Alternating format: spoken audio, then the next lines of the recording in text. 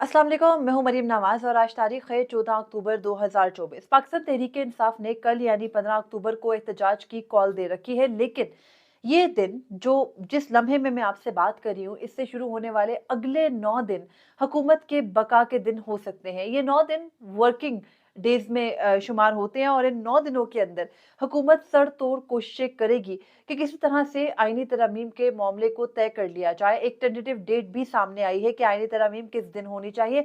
गो कि ये तारीख पहले ही बार बार जुबान ज़द-ए-आम तो है, लेकिन आज एक तरह से बाकायदा इस तारीख का इजहार कर दिया गया है। और उसके अलावा अदालतें, जो कि आईनी तरामीम के लिए पब्लिक ये चाहती है कि अदालतें खड़ी हों, इस निज़ाम को आने से रोकें, जो कि एक मुतवाज़ी निज़ाम, मनमाना निज़ाम कायम करने की कोशिश कर रही है मौजूदा हुकूमत और फ़ौजी एस्टेब्लिशमेंट। लेकिन अदालतों की जानिब से हाथ खड़े करने का पहला नतीजा आज आ चुका है, आपके साथ शेयर करती हूँ।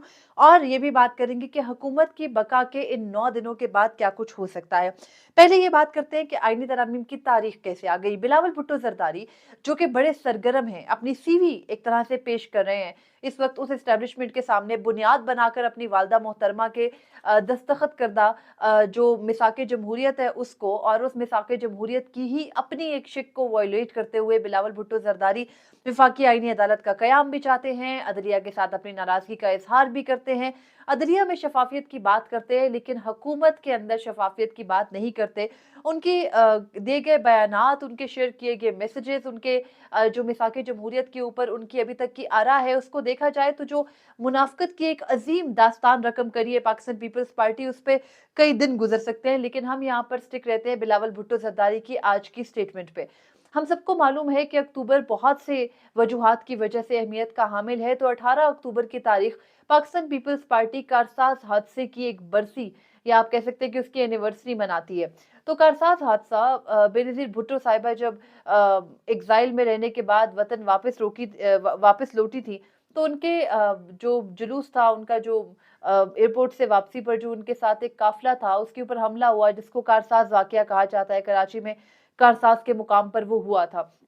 तो उसकी जो है वो एनिवर्सरी होगी 18 अक्टूबर को। और बिलावल भुट्टो ज़रदारी ने आज एक सिंध का कोई प्रोग्राम लॉन्च किया सरकारी सतह पर, जिसमें उन्होंने बताया कि वो किस तरह से पिसे हुए तबकात की रहनुमा जुमात है पाकिस्तान पीपल्स पार्टी। ये जुमला खुद ही में हँस रहा है, लेकिन उन्होंने उस तकरीब से खिताब करते हुए ये कहा कि जो 18 अक्टूबर की तारीख है, उसमें अवाम को 26वीं आईनी तरमीम का एक तोहफ़ा देना चाहते हैं। और वो सरगर्म हैं, मौलाना से भी बात कर रहे हैं, कोशिश कर रहे हैं कि वो हर आसान ज़ुबान में बात करके आईनी तरामीम के लिए रज़ामंद कर लें जो तमाम तर वोटर्स हैं उनको। अब मामला क्या है? मामला ये है कि बिलावल भुट्टो ज़रदारी इन आईनी तरामीम के ऊपर 25 अक्टूबर से पहले बज़िद हैं, 18 अक्टूबर की तारीख की वो बात कर रहे हैं। वो बात करते हैं, आज जब उन्होंने बात की तो वो कहते हैं कि क्या आप मौजूदा अदालती निज़ाम से खुश हैं? फिर वो उन्होंने मुकम्मल इंसाफ को लेकर, क्योंकि अभी आपको याद होगा मखसूस नशिस्तों के मामले में मुकम्मल इंसाफ का इस्तेमाल हुआ, तो वो मुकम्मल इंसाफ का इस्तेमाल करते हुए ये कह रहे थे कि जिस तरह से क्या ये मुकम्मल इंसाफ है कि हमारी बेटियों बहनों को घसीटा जाए। तो उससे मुझे याद आया, बल्कि सोशल मीडिया पर बड़ा वाइडली शेयर भी हो रहा है, गुज़िश्ता रोज़ मज़हबी मुनाफ़रत के खिलाफ कराची में एक एहतजाज हो रहा था। उस एहतजाज के अंदर हमने देखा कि किस तरह से हमारे डॉक्टरेट के स्कॉलर्स को घसीटा गया, एक खातून, एक बच्ची को रोड पर घसीटा गया पुलिस की जानिब से, गो के वो चीखें मारी, उसका कोई कसूर नहीं था, वो पुरअमन एहतजाज करी थी। जितनी मर्ज़ी तावीलें, जितनी मर्ज़ी क्लेरिफ़िकेशंस पेश कर ले पाकिस्तान पीपल्स पार्टी, वो जमहूरियत के जितने बड़े अलमबरदार बनते हैं, जितने बड़े चैंपियन बनते हैं, हमने देखा है कि उस सूबे में जहाँ वो पिछले 10-15 साल से एक तरह से हुकूमत कर रहे हैं, या आप कह सकते हैं कि काबिज़ हैं, और अब सूबाई आईनी अदालतों का क़याम करके अपने ऊपर से वो आखिरी चेक भी हटाना चाहते हैं, जो कि एक सूबाई हुकूमत के ऊपर आज़ाद अदालती निज़ाम की सूरत है। तो उस पीपल्स पार्टी के दौर में जो कुछ इस सूबे में होता रहा, उस पर दीवान छप सकते हैं, लेकिन मसला ये है कि इस मुल्क में बुनियादी इंसानी हकूक़ किसी के भी तरजीह नहीं रहे। मुल्क में सियासी जमातें, अब इस वक़्त पाकिस्तान पीपल्स पार्टी जो बड़ी सरगर्म है, मिसाक-ए जमहूरियत का ज़िक्र करती है, तो मिसाक-ए जमहूरियत की उस शिक को भूल जाती है, जिसमें फ़ौज के एहतसाब की बात थी, जिसमें फ़ौज को उसके हदूद-ओ-क़यूद में रहने की बात थी, जिसमें फ़ौज की पुश्तपनाही हासिल करके हुकूमत लेना या हुकूमत ना गिराना शामिल था, लेकिन वो मिसाक जमहूरियत की शिकें याद नहीं है पाकिस्तान पीपल्स पार्टी को। उनको याद है तो वफाकी आईनी अदालत, उनको याद है तो मौजूदा दौर में चीफ जस्टिस काजी फैज़ ईसा के को गारंटर के तौर पर जो है वो रखना, ताकि हुकूमत चलती रहे, मौजूदा निज़ाम चलता रहे। तो ये पाकिस्तान पीपल्स पार्टी की जानिब से एक तारीख सामने आई है। बिलावल भुट्टो का बयान इसलिए अहमियत का हामिल रखता है कि वो इस आईनी तरमीम के लिए मौजूदा हुकूमत से भी ज़्यादा सरगर्म है। पाकिस्तान पीपल्स पार्टी ने बेड़ा उठाया हुआ है। जैसे वो 18वीं तरमीम कर गए, फिर बाद में 19वीं आई, तो अब वो चाहते हैं कि 26वीं आईनी तरमीम भी उन्हीं के क्रेडिट पर हो। खैर, जो हुकूमती मुसवदा सामने आया, हमने देखा उसके अंदर 50 के करीब तरामीम है। लेकिन अब आगे बढ़ते हैं। अदालतें हमारे मौजूदा निज़ाम में जब से आईनी तरमीम की बात चली है, बार-बार लोग ये सवाल करते हैं कि जज क्यों खामोश हैं? जज क्यों नहीं बोलते? जज क्यों नहीं मुल्क को बचाते? आखिर क्यों जस्टिस मंसूर अली शाह और उनके साथी जो जजेस हैं वो खामोश बैठे हैं? सुप्रीम कोर्ट तमाशा क्यों देख रही है? ये क्या तब रिएक्ट करेंगे जब एक और आईनी अदालत बन जाएगी और इनके बिल्कुल ही हाथ-पैर जो है वो बाँध दिए जाएँगे?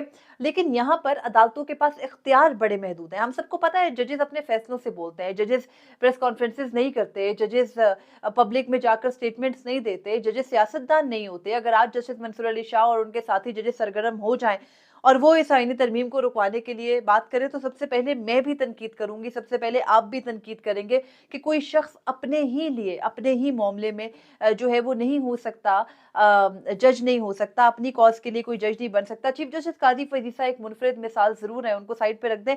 यहाँ सबसे बड़ा मसला ये है कि हमारे मुल्क में हर कोई इंकलाब चाहता है, लेकिन कोई इंकलाब के लिए बाहर निकलना नहीं चाहता। और इन 2 जुमलों के साथ मैं आगे बढ़ूँगी। आज सिंध हाई कोर्ट से एक हुक्मनामा सामने आया है, जिससे ये साबित होता है कि तमाम हाई कोर्ट्स इसी किस्म का हुक्मनामा आईनी तरामीम से मुतालिक दे सकती हैं, और सुप्रीम कोर्ट ऑफ पाकिस्तान भी 17 अक्टूबर को जिस मुकदमे की समाअत करने जा रही है, सबको मालूम है कि चीफ जस्टिस काजी फैज़ ईसा का आईनी तरामीम से मुतालिक मौक़िफ़ क्या होना है। तो सिंध हाई कोर्ट ने उस पर आज एक हुक्मनामा जारी कर दिया है। 2 सफ़हात पर मुश्तमिल हुक्मनामा है। सिंध हाई कोर्ट के चीफ जस्टिस उस बेंच की सरबराही कर रहे थे जो कि आईनी तरामीम का मुसवदा पब्लिक करने से मुतालिक दरख्वास्त की समाअत कर रहा था। उन्होंने हुक्मनामा जारी किया है, उस दरख्वास्त को खारिज भी कर दिया है, लेकिन 7 ऑब्जर्वेशंस दी हैं। वो ऑब्जर्वेशंस ये हैं कि क्योंकि आईनी तरामीम का जो मामला है, वो जो आईनी तरामीम है ये पार्लियामेंट करने जा रही है, और लिखते हैं कि पार्लियामान के अंदर जो मुंतखब नुमाइंदे हैं, वो ये तरमीम कर रहे हैं। तो इस वजह से जो आईनी तरामीम है, जब वो मुंतखब नुमाइंदे कर रहे हैं, तो अदालत को डर है कि वो मुंतखब नुमाइंदों के जो काम में आईन और कानून की बालादस्ती है, पार्लियामेंट की बालादस्ती है, उसमें मुदाखलत ना कर दे, इसलिए अदालत इस केस को नहीं सुन सकती। और साथ ही वो ये लिखते हैं कि अभी कोई आईनी तरामीम का मुसवदा जो अभी सिर्फ वो मुसवदे के स्टेज पर है, तो आइन के अंदर जो आर्टिकल 70 से लेके 77 तक की शिकें हैं, जो कि कानून साजी से मुतालिक तरीक़ेकार को बयान करती हैं, उनके अंदर कहीं दर्ज नहीं है कि काबीना के ऊपर या हुकूमत के ऊपर ये कोई जो है वो बाइंडिंग चीज़ है, या हुकूमत पाबंद है कि वो पब्लिक के साथ इस मुसवदे को शेयर करे। यूँ तो हमारी अदालतें जमहूरियत के ऊपर बहुत लंबे-लंबे ऑर्डर्स लिखती हैं, लेकिन इस 2 सफ़ाती ऑर्डर के अंदर लिखा गया है कि क्योंकि अभी कोई कानून सामने नहीं है एक्ट की सूरत में या बिल की सूरत में, तो इसलिए अदालत उसकी आईनी या गैर आईनी होने से मुतालिक कोई कमेंट नहीं कर सकती। लिहाजा इस दरख्वास्त को मुस्तरद कर दिया गया है, और साथ ही लिखा गया है कि वकील साहब किसी भी किस्म का कानूनी हवाला नहीं दे सके, अपने केस को साबित नहीं कर सके, आईनी तरामीम के मुसवदे को अवाम में ले जाने से मुतालिक भी कोई केस स्टडी पेश नहीं कर सके, और इस वजह से ये दरख्वास्त खारिज कर दी गई। जब ये दरख्वास्तें हाई कोर्ट में गई थी, तो हम सब ने ये बात की थी कि जब इंडिपेंडेंट वुकला आवाज़ उठाने लगे हैं, जिनका किसी पार्टी से कोई ताल्लुक नहीं है, वो आईनी और कानूनी हरबे को आज़मा कर अदालतों में गए हैं, तो अदालतें शायद इसके ऊपर कोई अमल कर लें। कल यानी 15 अक्टूबर को पेशावर हाई कोर्ट ने भी वफाकी हुकूमत से जवाब तलब कर रखा है, और ये कहा जा रहा है, ये दावा किया जा रहा है कि वफाकी हुकूमत ने वहाँ जाकर बताना है कि क्योंकि सुप्रीम कोर्ट में भी आईनी तरामीम से मुतालिक एक मुकदमा टेकअप कर लिया गया है, चीफ जस्टिस काजी फैज़ ईसा की सरबराही में 3 रुकनी बेंच 17 अक्टूबर को समाअत करेगा, तो पेशावर हाई कोर्ट इससे पीछे हट जाए। हाई कोर्ट्स के लिए ये टेक्टिक इस्तेमाल किया गया। दूसरी जानिब सिंध हाई कोर्ट, जिसके सामने अभी नोटिस का भी स्टेज नहीं आया था, उन्होंने काबिल समाअत होने के ही स्टेज पर इस मुकदमे को खारिज कर दिया है। और इस तरह से ये समझ आ रही है कि जजेस के पास जो एक वाहिद तरीका है इस आईनी तरामीम को होने से रोकने का, इस आईनी तरामीम को पब्लिक करने का, इसको शफाफ तरीके से होने का, बजाय इसको पर्सन स्पेसिफिक ना बनाने का अदालतें उस मौके को भी इस्तेमाल करना नहीं चाहती और वो गंवा रही हैं। और अब अगर इंडिपेंडेंट वुकला भी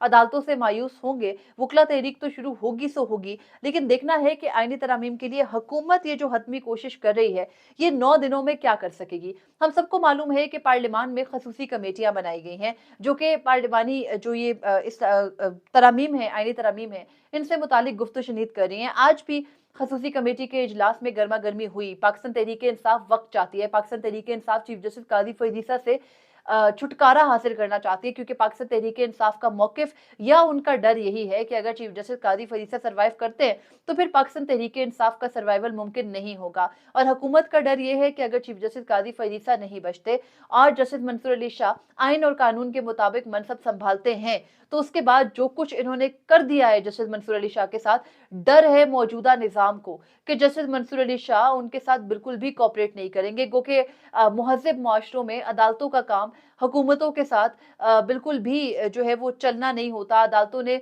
हुकूमत के साथ कॉर्डियल रिलेशंस में नहीं, बल्कि उनके ऊपर अगर कोई किसी भी तरह की कानून अगर उनके सामने चैलेंज होता है तो अदालतों ने एक चेक रखकर भी चलना होता है। अदालतें किसी के साथ नहीं होती, लेकिन पाकिस्तान में बदकिस्मती ये है कि सब एक्टर्स को साथ मिला के चलने की कोशिश की जाती है। जमहूरियत का राग अलापा जाता है। पाकिस्तान पीपल्स पार्टी जैसी जमातें जमहूरियत का राग अलापती हैं, लेकिन फिर हम सबको पता है कि वो क्या करती हैं। ये किसी एक जमात का मामला नहीं है। पाकिस्तान तहरीक इंसाफ हो, मुस्लिम लीग नून हो, पाकिस्तान पीपल्स पार्टी हो, इक़्तिदार में सब आए और हमने देखा कि सबने ही जमहूरियत के साथ क्या किया। लेकिन अब ये देखना है कि मौजूदा दौर में जो जमात सफ़र करी है वो पाकिस्तान तहरीक इंसाफ है। उनको मसला है मौजूदा निज़ाम से। मौलाना फजलुर रहमान एक अहम एक्टर है। मौलाना फजलुर रहमान के बगैर आईनी तरामीम मुमकिन नहीं है। और मौलाना फजलुर रहमान ये दावा कर रहे हैं कि जो मौजूदा आईनी तरामीम है, इनके लिए एक हमांगी की एटमॉस्फेयर क्रिएट हो चुकी है। सबको मालूम है मौलाना के वोट के बगैर मुमकिन नहीं है आईनी तरामीम। मौलाना हुकूमत के साथ आ भी मिले तो हुकूमत के पास मतलूबा नंबर फिर भी पूरे नहीं होते, 2 से 3 वोट कम पड़ते हैं। अगर उन्होंने कुछ सेनेटर्स, कुछ एमएनएस को मैनेज कर भी लिया है पाकिस्तान तहरीक इंसाफ के भी, तो देखना है कि फ्लोर ऑफ द हाउस के ऊपर आके क्या वो सेनेटर्स, क्या वो मेंबरान असेंबली वोट करेंगे, नहीं करेंगे। ये बड़ा डिसाइसिव, बड़ा गंभीर मामला होता है। और अब जो ये हुकूमत के बका के 9 दिन हैं, इन 9 दिनों के अंदर सरतोड़ कोशिश की जा रही है कि आईनी तरमीम के लिए इजलास बुलाया जाए। बिलावल भुट्टो तो चाहते हैं इसी वीकेंड सब काम हो जाए। तो अब देखना है क्या 18 अक्टूबर ही को इजलास होगा, 19-20 को ये मामला जाएगा, और फिर क्या 26 अक्टूबर 2024 यानी ये हफ्ता नहीं तो अगला हफ्ता, हफ्ते का रोज यानी सैटरडे की बात कर रही हूँ, उस दिन जस्टिस मंसूर अली शाह हल्फ लेंगे। हल्फ लेंगे तो उसके बाद क्या होगा हुकूमत के लिए, जो हुकूमत के डर और खौफ है, गो कि मैं ये समझती हूँ कि वो बजा नहीं है। जस्टिस मंसूर अली शाह उनकी तवक्कुआत के बरक्स एक ऐसे मुंसिफ के तौर पर नहीं सामने आएंगे जैसे चीफ जस्टिस काजी फरीद ईसा साबित हुए। गो कि उनसे बहुत उनको हाई पेडेस्टल पे रखने के तो अब रवायत हमने छोड़ दिए, तर्क कर दिए। लेकिन जस्टिस मंसूर अली शाह का मिजाज, उनके अब तक की जजमेंट्स को सामने रखकर ये बात कर रही हूँ कि वो हुकूमत के साथ किसी बदले के मूड में नहीं होंगे। हुकूमत अगर इलेक्शंस के खुलने से डर रही है तो आपको नहीं डरना चाहिए। अगर आप वाकई मुंतखब होकर आए हैं लेकिन आपका डर बजा है, फॉर्म 47 और फॉर्म 45 के बीच में कोई एक भी मुआजना हो गया तो हुकूमत नहीं बचेगी। ये उनके डर बजा है। लेकिन हम सबको मालूम है कि हुकूमत पहले भी 14 और 15 सितंबर को एक अटेम्प्ट कर चुकी। उन्होंने सब प्लान किए, उन्होंने तमाम एक्टर्स तैयार कर लिए थे। वो आईनी तरमीम के लिए बड़े कॉन्फिडेंट भी थे। तब तो कोई मुशावरत भी नहीं हुई थी, तब तो नंबर्स जो है वो आखिरी टाइम तक पूरे नहीं हो सके। और अब भी नंबर जिन्होंने पूरे करने हैं वो सरतोड़ कोशिशें कर रहे हैं नंबर पूरे करने के, और सब कुछ किया जा रहा है। तो देखना है कि क्या होता है 18 अक्टूबर से शुरू होने वाले वीकेंड पर। क्या दोबारा वीकेंड पर इजलास बुलाकर जमहूरियत पर शबखून मारा जाएगा, या फिर मामलात को खुशअस्लूबी से, मुशावरत के साथ, वक्त लेकर, सबके इत्तफाक राय से हल किया जाएगा। आइंदा आने वाले दिन बहुत ही डिसाइसिव हैं और अदालतें अपने हाथ खड़े कर चुकी हैं, ये मैंने आपको बता दिया। और सुप्रीम कोर्ट के जो कमान संभालने वाले साहिब हैं, उन्होंने जो मुकदमा फिक्स किया है, हम सबको मालूम है कि उसका जो मुस्तकबिल है वो क्या होना है। अब तक के लिए इतना ही था। मुझे इजाजत दीजिएगा। अल्लाह हाफिज।